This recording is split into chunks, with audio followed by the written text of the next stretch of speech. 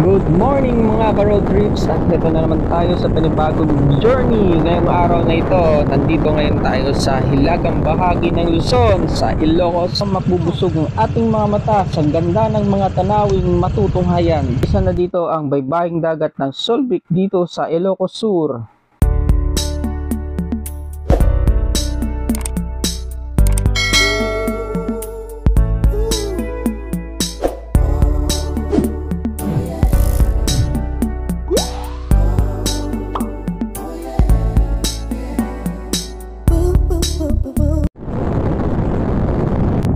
Sa aming paglalakbay, narating namin ang New Quirino Bridge dito sa Ilocos Sur.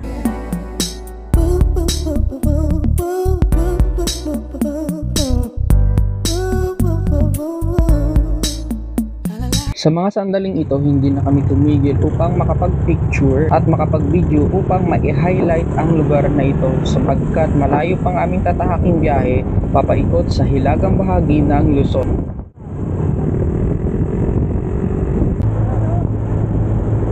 Pero nung napadaan kami sa baybaying dagat ng Bayog, hindi na namin napigilan ang aming sarili upang makapagpahinga dahil sa hinabahaba na ng aming biyahe.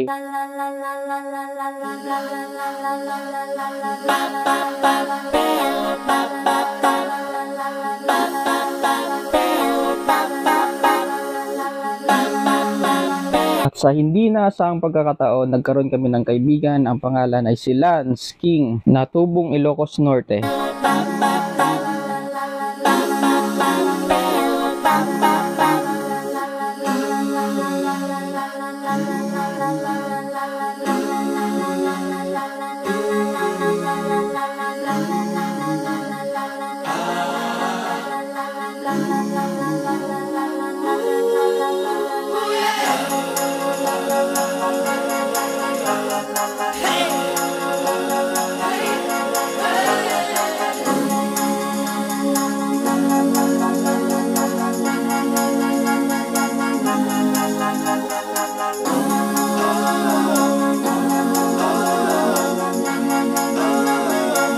Pagkatapos ay nagpatuloy na kami sa aming paglalakbay hanggang sa marating namin ang bayan ng Bangi, at ito ang unang sulyap namin sa windmill.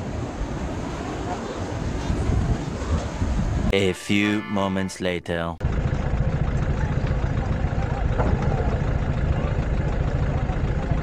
Boss, pwede magtanong? Dito ba yung camping site? Ha? May camping site ba dito? Wala sir. Wala. Akala ko, hindi sa Google. Ay, Kasi na ano eh. gusto nyo matulog? Oo. Pwede rin. Pwede naman. Oo. Akala ko si bawal. Hindi May bayad ba yun sa ano dito? Wala naman. Wala sir. Wala. Yun na nakita ko sa Google eh. Sa map. Dali. Saan naman tayo? Wala naman pa dito sir. Loko dito. Wala naman. Wala. Mushrooms,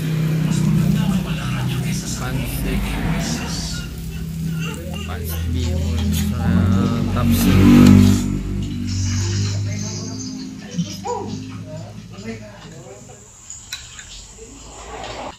Malakas mo kumain na. Ano? Kayang busing niya.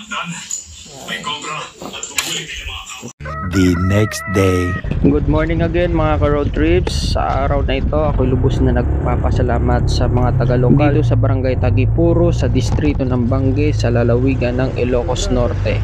Lalong-lalo na kay Kagawad Crisostomo ng Barangay Tagipuro. Lubos ako nagpapasalamat sa warm welcome na pagpayag niya sa amin na makapag-overnight stay upang makapagpahinga sa kanilang bahay. At heto na nga, narating na nga natin ang wind farm dito sa Bangi Windmill sa lalawigan ng Ilocos Norte.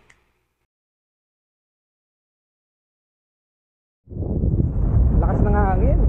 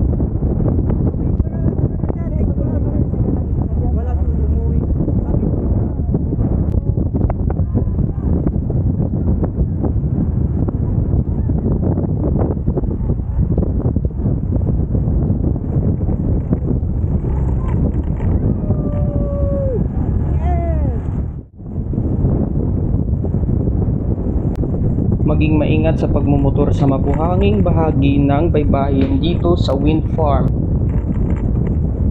Ayan, at muntik na akong mautbalan sapagkat nakakawala ng kontrol ang malalim na buhangin, kaya maging maingat sa pagmumotor lalo na kapag ang dala ay big bike. Sa kabutiang palad ay 150cc ang aking dala sa ngayon. Pero in the future travel, babalik ako dito, big bike naman ang aking dala. Sadyang nakakamanga ang lugar na ito habang nagmumotor kami. Subalit maraming pwedeng mangyari habang nagmumotor sa mabuhanging bahaging ito.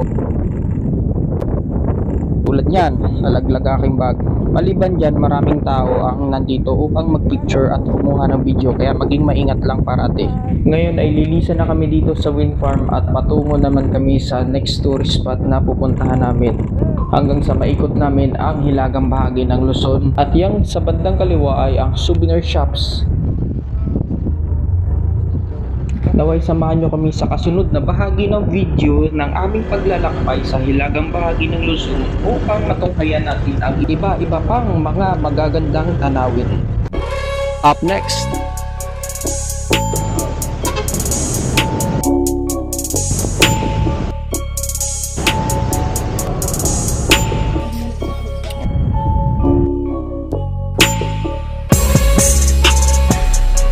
Thanks for watching.